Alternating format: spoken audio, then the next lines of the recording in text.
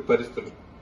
చాలా మంది అంటే మిగతా వాళ్ళకి బాధ్యత లేదని కాదు, వాళ్ళందరూ కూడా ఒక 5 సంవత్సరాలు 6 సంవత్సరాలు చదివిన తర్వాత వాళ్ళు ఏదో సంపాదిద్దామనే ఆలోచన ఉంటే, మీరు మాత్రం తల్లిదండ్రులకి భారం కాకూడదు, మా కాళ్ల మీద మేము నిలబడాలని చెప్పి ఒక వొకేషనల్ కోర్సెస్ కోసం మీరు ముందుకు రావడం అనేది నిజంగా మీ అందరూ కూడా ఉన్నటువంటి ధైర్యానికి నేను హృదయపూర్వకంగా అభినందిస్తా ఉన్నా.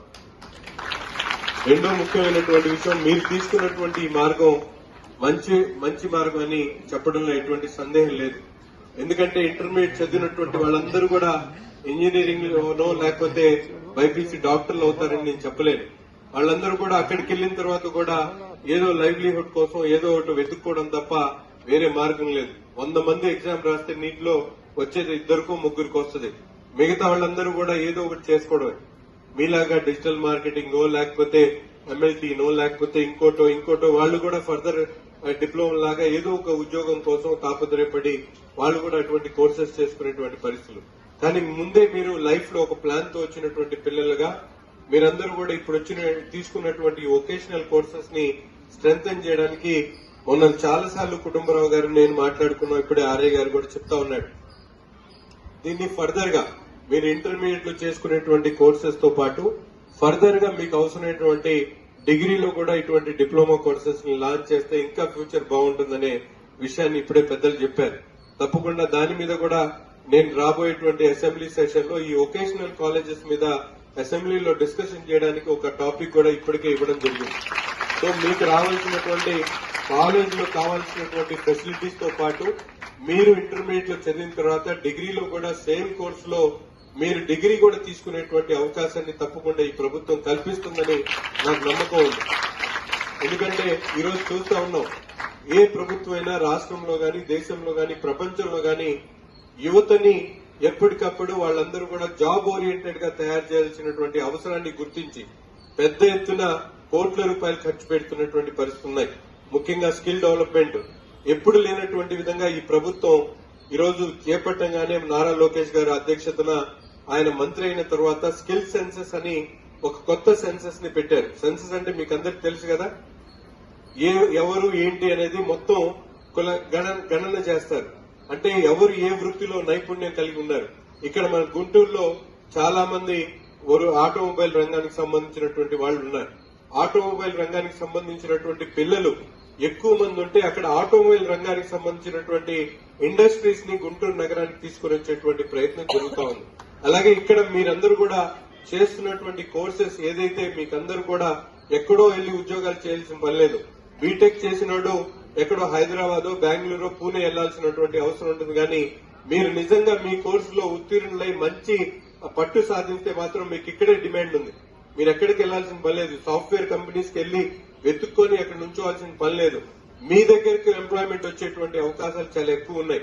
సో మీరు తీసుకున్నటువంటి ఏ కోర్స్ అయినా మీరు 100% డెడికేటెడ్ తో ఆలోచనతో మీరు ఇంకా ముందు చూపుతో కాలేజ్ లో చెప్పేటువంటి పాఠాలతో పాటు మీరు ఇంకా బయట కూడా మీకు ఎక్కడెక్కడ అవకాశాలు ఉంటాయో అక్కడ ప్రాక్టికల్ నాలెడ్జ్ ని గెయిన్ చేసేటువంటి ప్రయత్నం చేస్తే తప్పకుండా మీలాంటి వాళ్ళందరూ కూడా మంచి భవిష్యత్తు మంచి ఉద్యోగాలు వచ్చేటువంటి అవకాశాలు ఉన్నాయి. ఎందుకంటే ఈరోజు చదువుతో పని లేదు. కార్పెంటర్ కూడా చాలా డిమాండ్ ఉంది. సాఫ్ట్వేర్ ఇంజనీర్ కి 800 ఇస్తే కార్పెంటర్ కి 1200 ఇచ్చేటువంటి రోజులు ఈ రోజులు. ప్లంబర్ దొరక్క అనేక చోట్ల ఈ రోజు ప్లంబర్ కావాలంటే ఒక సాఫ్ట్వేర్ కంపెనీలో ప్లంబర్ కాంట్రాక్ట్ కోసం 8 లక్షల రూపాయలు ఇస్తా ఉన్నారు. ఒక్కడికి 8 lakhs ఇస్తున్నారు. సో ఏ ఫీల్డ్ అయినా ఈ రోజు మనం దాంట్లో బాగా పట్టు సాధించి మెరిట్ తో చదువుతో పాటు అది కూడా మీరు ప్రాక్టికల్ గా నాలెడ్జ్ గెయిన్ చేయాలి. దానికోసం కాలేజ్ క్యాంపస్ లోనే మీకు అనేక వర్క్ షాప్ ని నిర్వహించాలని చెప్పి కాలేజ్ అడ్మినిస్ట్రేషన్ కి ప్రత్యేకంగా కోరుతా ఉన్నా. దానికి కావాల్సినటువంటి సపోర్ట్ కూడా నా వైపు నుంచి మీ అందరికి కూడా తప్పకుండా ఉంటుంది. ఇక్కడ ఉన్నటువంటి పిల్లలు మీరు ఎవ్వరికి భయపడాల్సిన పని లేదు. మీరు బయట ఎటువంటి పరిస్థితి ఉన్నా మీ కాలేజ్ లో మీరు ఏదైతే ఈ ఉమెన్స్ కాలేజ్ ఉందో it is in safe zone. మిమ్మల్ని ఎవ్వరు కూడా డిస్టర్బ్ చేసేటువంటి అవకాశమే లేదు. మీ కాలేజ్ లో ఉన్నటువంటి ప్రిన్సిపల్ కానీ లెక్చరర్స్ కానీ వీరందరూ కూడా హై స్టాండర్డ్ లో బాగా క్వాలిఫై అయినటువంటి టీచర్స్ ఇక్కడ ఉన్నటువంటి లెక్చరర్స్. అంతేకాకుండా మీకు మంచి క్యాంపస్ ఉంది. సిటీ మధ్యలో అవసరమైనటువంటి కాలేజ్ లో రూమ్స్ ఉన్నాయి. మీకు కావాల్సినటువంటి ఫ్యాకల్టీ ఉన్నారు. అలాగే ల్యాబ్ ఉంది. ఇంకా హై స్టాండర్డ్ ల్యాబ్ ని కూడా మనం ఇంట్రడ్యూస్ చేసేటువంటి ప్రయత్నం చేద్దాం. తప్పకుండా మీరందరూ కూడా వచ్చినటువంటి అవకాశాన్ని సద్వినియోగం చేసుకొని తప్పకుండా మీరందరూ కూడా ఇంటర్మీడియట్ లోనే ఇక్కడ ఒక జాబ్ మేళాన్ని క్రియేట్ చేసి తప్పకుండా పెట్టేటువంటి ప్రయత్నం చేస్తాం. మీరు ఈ తీసుకున్నటువంటి నిర్ణయానికి మీ అందరం కూడా మీ అందరితో పాటు కలిసి మీకు ఎక్కడ అవసరం వచ్చినా కూడా కార్పొరేటర్ గారు చెప్పారు ఇప్పుడే పోలీస్ డిపార్ట్మెంట్ కానీ కార్పొరేషన్ నుంచి కానీ పూర్తిగా సపోర్ట్ ఉంటుంది. నేను కూడా మీకు ఎప్పుడు కూడా ఎటువంటి అవసరం వచ్చినా పెద్దవారికి తమ్ముడుగా చిన్నవారికి అన్నగా అంటే ఇక్కడ ఉన్న వాళ్ళందరూ కూడా నాకన్నా చిన్నవాళ్లు కాబట్టి మీ బ్రదర్ గా మీ అందరూ కూడా అందుబాటులో ఉంటాను. మీరందరూ బాగా చదువుకోండి, మంచి ర్యాంకులతో మంచి క్వాలిఫికేషన్ తో ఇప్పుడే సార్ చెప్పాడు మాకు అవసరమైనటువంటి ఏదైతే మెరిట్ కి సంబంధించినటువంటి స్కాలర్షిప్స్ కానీ అలాగే మీకు ఇచ్చేటువంటి అవార్డ్స్ కానీ అవి కూడా ఇంట్రడ్యూస్ చేసేటువంటి కార్యక్రమం తప్పకుండా చేస్తాం. ఎందుకంటే ఈ రోజు ఉన్నటువంటి ప్రభుత్వం చంద్రబాబు నాయుడు గారు చాలా ఆలోచనతో మేధాశక్తితో ముందుకెళ్లేటువంటి నాయకత్వం.